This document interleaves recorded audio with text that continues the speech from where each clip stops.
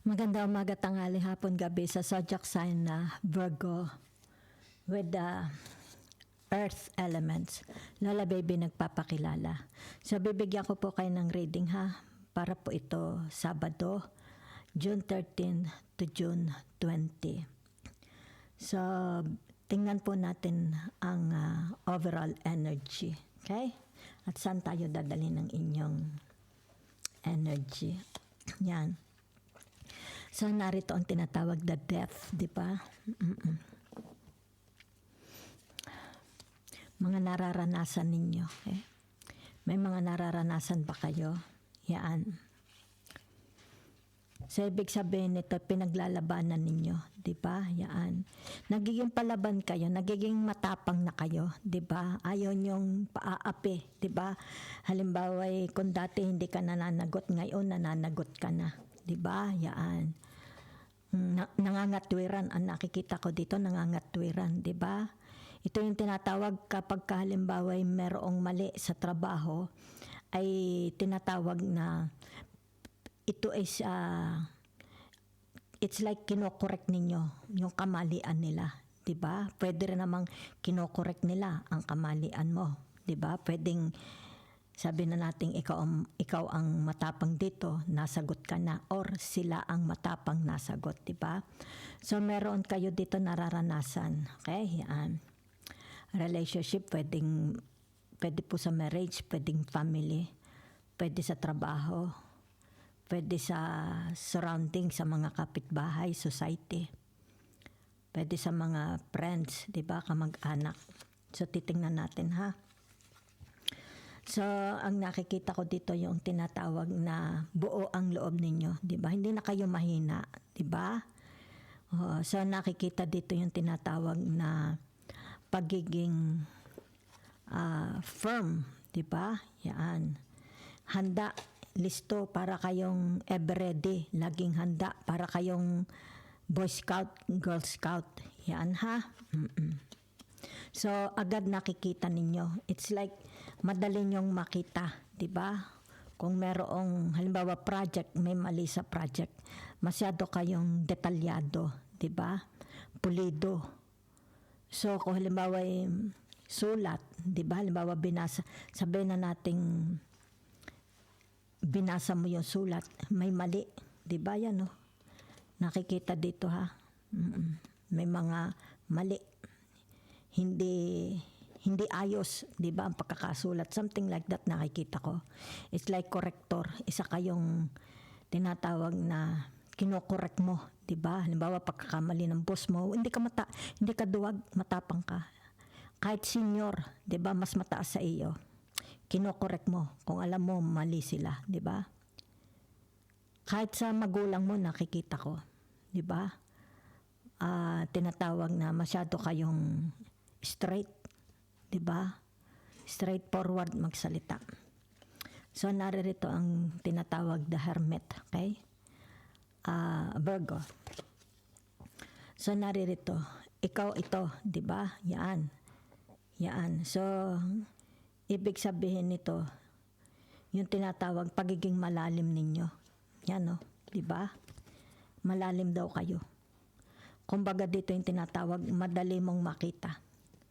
'Di ba? Halimbawa ay tinatawag na kamalian, imperfection, 'di ba? Yun dito nakikita, 'di ba? Yan, oh. So nakikita dito yung tinatawag pagiging astig. May pagkaastig din kayo, okay? Pero nakikita dito tahimik kayo. Pero pag nagsalita, hindi kayo basta-basta salita, okay? Kasi di ba soul sister ninyo ang Gemini, di ba isa ang inyong planeta, Mercury. Si Gemini is yung tinatawag agad balita, hindi makapag-intay, di ba? Kumbaga dito ay parang yung kanilang dila is hindi nila ma-hold. Pero kayo hindi, di ba? Yan, no? It's like your trademark, di ba? Yung pagiging malalim. Yan, ha? So, tingnan natin, ha? Tinatawag na masyado kayong pulido siguro sa pangangatawan ninyo, sa outside appearance, di ba? sa imahe nyo, pulido kayo. Maaaring dito yung tinatawag na malalim din, okay? Ang inyong spirituality. Malakas ang iyong tinatawag 5 senses. Di ba? Yan. Kumbaga dito, alam mo kung ang taong kausap mo is nagsisinungaling. So dito, ibig sabihin nito, marami kang alam. It's like maraming downloaded messages. Maybe madasal kayong tao. Kasi dito kita mo, sabog na sabog ang inyong tinatawag na ano tawag dito? 5 senses. Okay? Yan. So, ibig sabihin nito, marami kayong mga messages. Okay? Download from the universe, from God. Diba? Yan.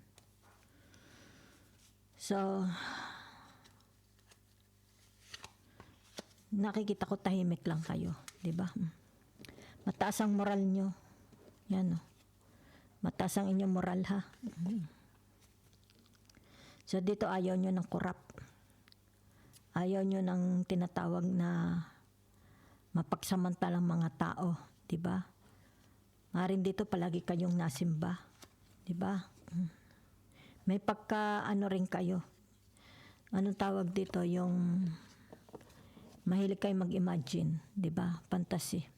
Siguro pag nag-iisa kayo. Diba? Kumbaga dito yung tinatawag na kung mayroong mga challenges, okay, yan. You love challenges din, di ba? So nakikita dito yung tinatawag kung meron kayong mga fears and doubts, di ba? Pinalalakas kayo ng inyong tinatawag faith, yung sampalataya, di ba? Harito yung pala simbang taong itong si Virgo na ito. May respeto sa magulang. May respeto sa people with authority. Okay? So, ibig sabihin nito yung tinatawag pananalig. Diba? Kung ano pa itong pananalig na ito. Yan ha. Maaring meron kayong mga hopes, wishes, and prayers na sana ito'y masagot. Okay? Yan.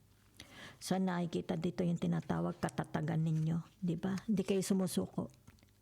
Nakita ko ito kanina sa Sagittarius din. Hindi kayo sumusuko. Diba? Yan. Matatag. It's like tinatawag your health. Pati yung health nyo matatag. Okay? Kung kayo nasa isang relationship, sabihin na nating marriage, matatag kayo. Diba? Kaya nyo. Kahit may mga ups and downs ang marriage. Okay? Hindi kayo nasuko. Hindi kayo basta nasuko. Kasi malakas ang inyong tinatawag faith, 'di ba? Yan oh. Kasi kumbaga dito nakikitang halimbawa sabihin na nating meron kayong misunderstanding, hindi ka agad naimik. Hindi ka naimik. Kumbaga dito napakalalim nyo, 'di ba? So ano pang nakikita ko, 'di ba? Since ito is tinatawag na the Taurus, 'di ba? Nakikita ko sa inyo is tinatawag na advocate. An advocate. You're an advocate person. Okay? Meron ba kayong mga minana? Okay? May mga minana ba kayo sa magulang nyo? Mayaman ba ang inyong magulang? Diba? So, sandali lang ha. Ano pang nakikita ko dito? Tinatawag na the Mars and the Death, di ba?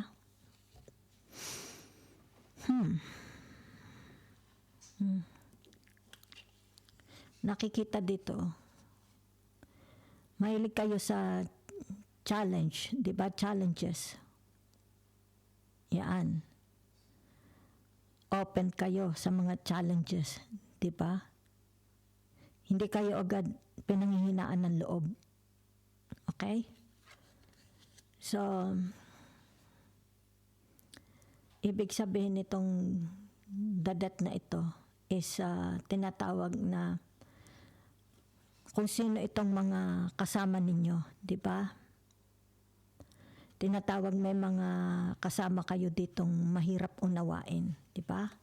So kumbaga dito ka na-challenge, di ba? Yan. So maaring dito yung tinatawag, kahit mahirap silang i-deal, di ba? Kasamahin, nakikita naroon ka pa rin. Hindi ka basta, it's like sa trabaho, hindi ka basta nagre-resign. Di ba? Kaya mo eh. It's like hindi ka na-intimidate sa kanila, di ba? Kasi marami ditong, it's like mga kontrabida, nakikita ko lang, di ba? So dito nananatili ka, di ba? Yan oh, nananatili ka ditong payapa, okay? Kaya dito nakikita oh, di ba? Ito ikaw, di ba? So ito yung tinatawag na pagiging, ginagamitan mo ng tactic, di ba? Strategy. Kung sino itong mga kasama mong ito, okay? Sa pang-araw-araw mong buhay. Pwedeng kung estudyante ka, mga classmates mo, pwede teachers, kapitbahay, mga kapatid, kaibigan, sa trabaho, di ba? Yan, pwede. So ginagamitan mo siya nito. 'Di ba? It's like psychology. Mataas ang iyong psychology. Yan, ginagamitan mo sila ng psychology, 'di ba? Maaaring dito yung tinatawag, ginagamitan mo sila ng reverse psychology, 'di ba? Kung halimbawa dito ay tinatawag na halimbawa ay tinitrigger ka nila, 'di ba? Para ikay mag-react, it's like para makita nila the other side of you. Kasi ito nakikita nila, the other side of you. Diba? Yan. So, hindi ka basta-basta natitrigger. Mahirap kang i-trigger. Diba? Yan. So, kumbaga dito, napapanatili mo ang pagiging depth, malalim. Diba? So, alam nila yan, na hindi ka nila basta-basta matrigger, 'di ba? Yan. Kaya dito nakikita. Saan ka man magpunta, napaka-importante nito, 'di ba?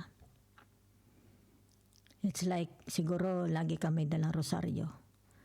Palagi ka may mga dalang dasalan, 'di ba? Yan. Para ligtas ka.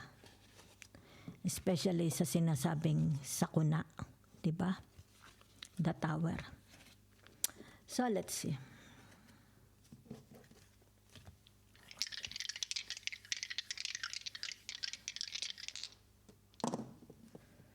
Okay. Number 6. Okay, yan. Ano ito? Sandalit mahina ako sa symbol. Tingnan ko lang symbol. Pluto. Pluto planet. Okay? So dito siya.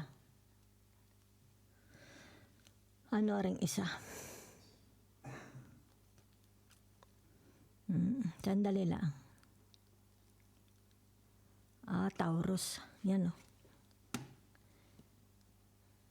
It's about your quality.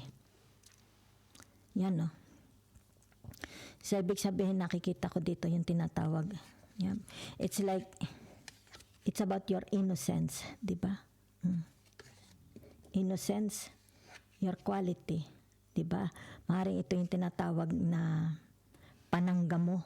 Diba? Para lumakas ang iyong resistance against them. Diba? Diyan ka kumukuha ng lakas. Dito. Yan. Kasi nakikita dito yung tinatawag innocence, pagiging innocence ninyo. Diba? So para kaya lumabas ito. Diba? Ano nga uli are? Taurus. Diba? Yan. Panangga mo. Ito ang ginagamit mo. Asset mo din ito, 'di ba? Yan. Nakikita dito yung pagiging credible nyo, 'di ba? Authenticity. Pagiging authenticity ng pagkatao mo, 'di ba? It's about your yaman. Anong yaman mo? Number 1, pwedeng sabihin na nating wealth, 'di ba? Mga materyales. pero malaki ang yaman. Ano ang yaman mo? Maaari ito yung tinatawag na yaman na mana mo. Okay? Isinalin sa iyo ng magulang mo. Pwedeng materials. Okay? Pwede properties. Pero ano ito? It's more about tinatawag na religion. It does not matter kung anong klase religion meron kayo. Ito yung tinatawag number 1 na yaman mo. Diba? Yan. Ito yung tinatawag number 1. Ano itong, paano ka pinalaki ng magulang mo? Diba? Yan. So maaring nakikita ko rin, tinatawag na mga pinalaki kayo sa hindi hirap. Okay? Hindi kayo hirap. Alwan maalwan. Okay? Yan. Kumbaga dito, well provided. Provided kayo ng magulang nyo. Maaari pati sa pag-aaral nyo, di ba? Yan. So, hindi ito, siguro mga middle class ito or talaga may kaya. Okay?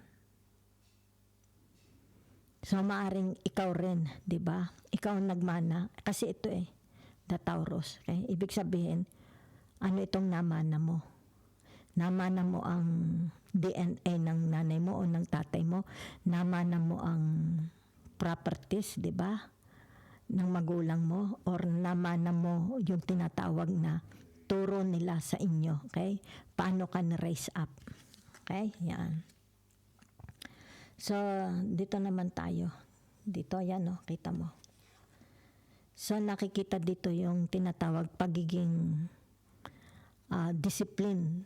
Kasi ito number 6, di ba? Pagiging discipline. Maaring sabihin na natin gumigising ka, hindi ka lumalampas doon sa oras ng paggising, kumakain ka, di ba? It's about discipline. Kaya dito ito, the emperor, di ba? It's like sabihin na natin may oras ka for exercise, may oras ka for sabihin natin pag-aaral, may oras ka para sa mga friends. Yan, allotted. Nakikita dito. Okay, so nakikita dito yung tinatawag, very hardworking kayo. At hindi pwedeng tinatawag na tawaran. Hindi pwedeng tawaran. Ang tinatawag, galing ninyo. Dito ha, yan. So it's about nakikita dito your devotion sa inyong trabaho, kahit sa marriage, di ba? Yan. So, ibig sabihin nito yung tinatawag na nakikita dito yung pagiging honest ninyo, tuwid, di ba? Yan. Yung pagiging, most of all, pagiging honest nyo. Okay? So, nakikita dito, tinatawag, siguro bata ka pa, pero matandang isip. Matandang isip. Yan ha. Stricto rin kayo. Diba? Mapanuri sa trabaho. Kumbaga dito halimbawa may kasambahay ka. Diba? So dito nakikita mo kung hinugasan niyang maigi yung kaldero. Diba? Nakikita mo yung maliliit na detalye. So nakikita dito ang pagiging spick and span. Pagiging madelikado, 'di ba ninyo? Maaring madelikado kayo sa kinakain, sa mga inilalagay nyo sa katawan nyo, 'di ba? So nakikita rin dito yung tinatawag na very straight, okay? Straight kayo. Yun na nakikita ko. Yan. Sabihin na nating straight, hindi ka siguro napunta sa mga bar. Pagkagaling sa trabaho, uwi ka na. It's like ang alam mo lang, bahay, trabaho, bahay. Straight. Napakatalino nyo. Okay? So, narito naman yung tinatawag Pluto. Diba? So, ibig sabihin nito, yung tinatawag na hindi ka basta-basta nayayanig. Diba? Kumbaga dito, kayang-kaya mong panghawakan ang buhay mo. Gaano man ito kahirap, kahit ito'y punong-puno ng challenges, di ba? Dito nakikita. Okay? Tinatawag na paano mo dalhin ang buhay mo. Okay? Napakahirap. So nakikita ko dito sa inyo, di ba? Hindi kayo basta-basta nag-give up, sumusuko. Yan ha? Hindi. Kaya naman successful kayo. Kaya kayo very, very successful. Pero nakikita dito yung tinatawag pagiging innocence looking. Okay? Innocence yan. Para kayong mga, kasi Virgo kayo, di ba? Virgin. Yan. Inosente. Mukha kayong mga inosente. Okay? Kaya tingnan ninyo dito. They can see the purity of your heart. Di ba? Yan. Nararamdaman nila. Yan ha. Ramdam din nila kung paano mo i-appreciate ang beauty, ang nature, ang kanilang friendship, di ba? Ang togetherness ninyo, di ba? Yan. So let's see. Pero nakikita dito matibay kayo, matatag. Especially nakikita din dito yung health ninyo, di ba? Yan. Hindi kayo pabaya sa health nyo. Right away may remedy. Yan, no? Kita ninyo, di ba? Agad may remedy. Yan, ha? So, maaaring dito sabihin na nating you are more on herbal. Di ba? Yan. So, let's see. Gamit ako ng tarot.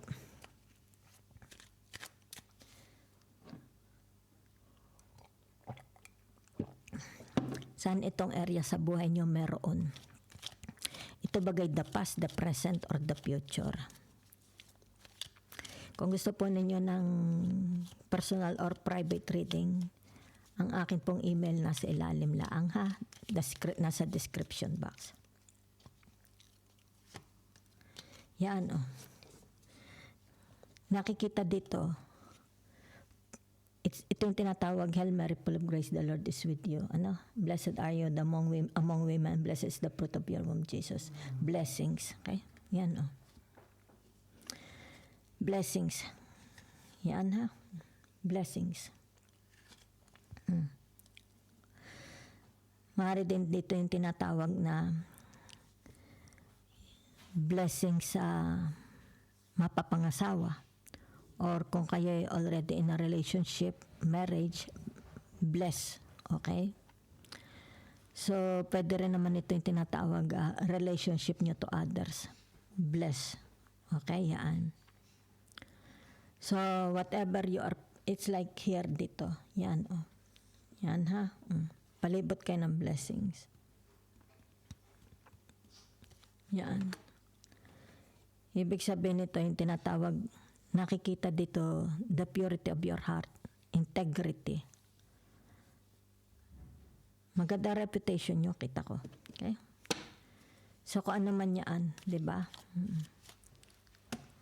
Kung ano ito, what you are praying, the most. Yan. Kaya nakikita na rito, di ba? Kung kayo is malayo sa inyong mga minamahal, asawa, pamilya, di ba? Blessings, yan o. Maaari ito sabihin na nating magkakaroon ng increase, money increase, material increase, di ba? Love increase. Pwede rin dito yung tinatawag na it's about knowing, maybe knowing people. Kung halimbawa meron kayong pupuntahan, di ba? Ibig sabihin nito, they will welcome you. They will treat you as family members. Kahit hindi kayo family members, di ba? Kahit di kayo related. Nakikita ko, they will accept, they will welcome you with their whole heart, di ba? Yan, maaari ito sabihin na nating mga bagong mamanugangin, mga bagong bibiyananin, mga bagong in-laws. Okay? Magkakaroon din dito ng tinatawag na kung kayo man is may mga, halimbawa sabihin na nating balak na gawin. Sabihin na natin baka gusto nyo mag-open ng negosyo, mag-invest. Ayan, no? Ibig sabihin nito, yan ha. Gains, magkakaroon ng gains. Okay? So, tingnan lang natin ha.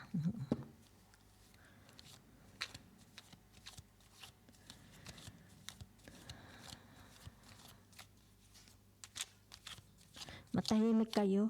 Kahit sa trabaho, tahimik kayo. Diba? Hindi nyo ibinababa ang inyong standard. Yan ha. Hindi kayo bumababa sa kanilang level. Mataas ang iyong level, standard.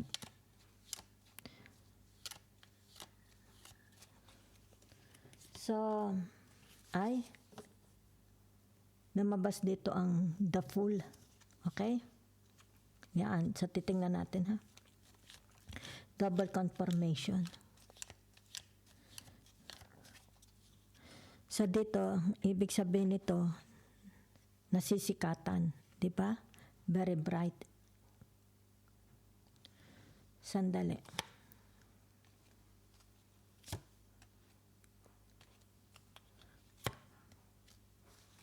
Okay.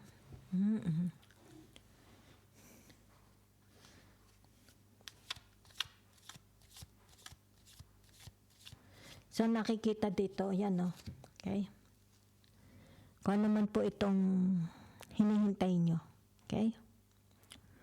Tao man ito, materials, pera, cargo ship, order, baka kayo umorder sa online. O baka ito yung mga documents, di ba? Sagot. Usapan. Ari na. Okay? Ibig sabihin nito, malapit na ito. Okay? Ano na ito? Nagmamaterialize na. Kita na po, kita na ha. So, meron ditong tinatawag, you will receive. Okay? Maaari ito'y materials, pera, trabaho, tao, pag-ibig, bahay. Kung ito na it's about your calling, if you have a calling, yan mangyayari na. Kasi may blessing. May blessing ha. Okay? Mangyayari. Kung halimbawa ito'y naghahanap ka ng soulmate mo, romance man ito o friends, di ba? May gains. So there is a celebration, meron din tinatawag you will receive. Okay? Meron din ditong tinatawag wedding. Meron din ditong tinatawag na bouquet, flower bouquet. Baka ito'y may magpo-propose ng pag-ibig. Meron din ditong tinatawag na very, very tempting. Okay? Baka may mag-aalok, very, very tempting. Meron ding victory. Okay? So, let's see. Meron ditong tornado. Okay? Pero itong tornado na ito, ibig sabihin ito, tinatawag na, yan ha, hindi ito magpapabagsak sa inyo. Diba? Kaya mo yan. Okay? Kung ano mang klaseng tornado yan. Maybe it has something to do about family at work. Diba? A relationship, money, career. Kakayanin mo. Yan. Kakayanin mo yan. Okay? So, siguro kaya may tornado dito dahil meron ditong tinatawag movement. Okay, yan Ito yung tinatawag you are looking forward. Diba? Na saan ito yung magkaroon ng success. Maaari ito'y tinatawag nagpaplano na kayo. Malapit na. Okay? It's like may travel planning kayo. Malapit na. Okay? Maaari in the summer kasi ito'y cancer. Yan. So, saan ang punta nito? Diba? Kasi narito yung tinatawag yin-yang. Okay? Hindi po yin and yang. Okay? Yin-yang. Masculine, feminine. Dark, light. Beauty and the beast. Yun ha. Saan ang punta? Okay? Maaring uuwi, maaring mag-abroad, magtutor, friends, di ba? Yan, oh. Nalalapit na. Okay?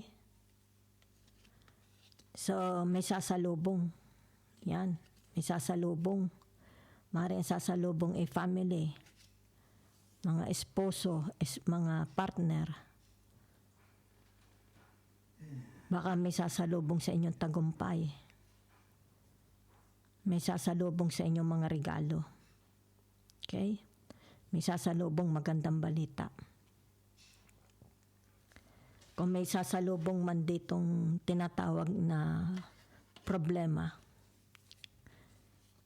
ibig sabihin yan, hindi ka dito tinatawag na kaya mo yan. Kakayanin mo. Okay? Kakayanin mo. So, let's see. Okay? So, pero may nakikita dito, maybe, ano itong the chariot. Okay?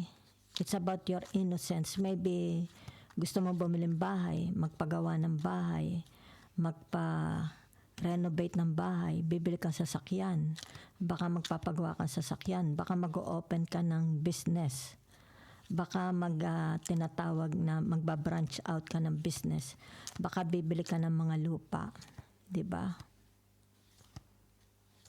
Baka mag-aaral ka, papasok ka sabihin na natin, kung ikaw is high school graduate, baka magka-college ka, di ba? Magka-college ka na.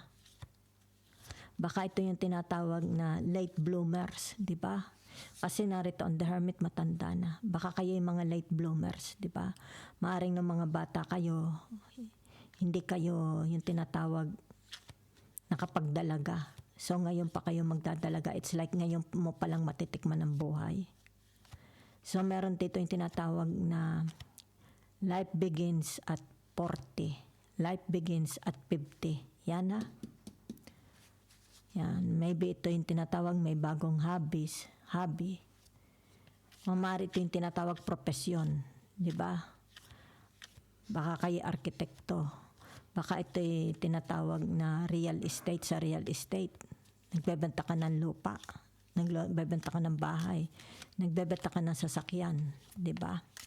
O maaring sabihin na natin may mga materials, appliances, may mga gadgets. Maaring bibili ka ng motorsiklo.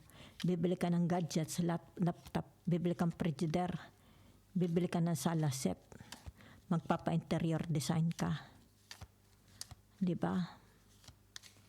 Maaaring dito hinihintay mo kung ano itong mga binili mo, in-order mo. Baka ito yung nasa bucket list. Okay? So, let's see. Okay. So, ano itong the Hierophant?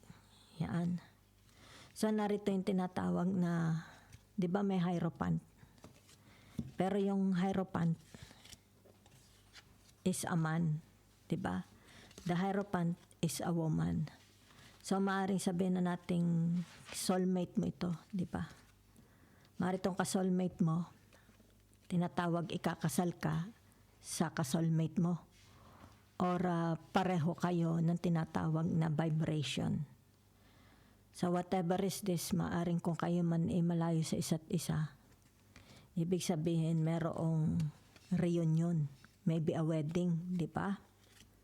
So maybe you will receive a gift. Maybe the two of you, tinatawag, you will decide, di ba? To start a family life. To start, let's say, sabihin natin family life, baka kasama na rin ng children, pagpaplano, di ba? Kasi narito na, black and white. Yan na, pagpaplano na. Maybe you will buy a home, a house, magpapagawa. And you will start a family life. Okay? So, that's what I see for you. Thank you very much.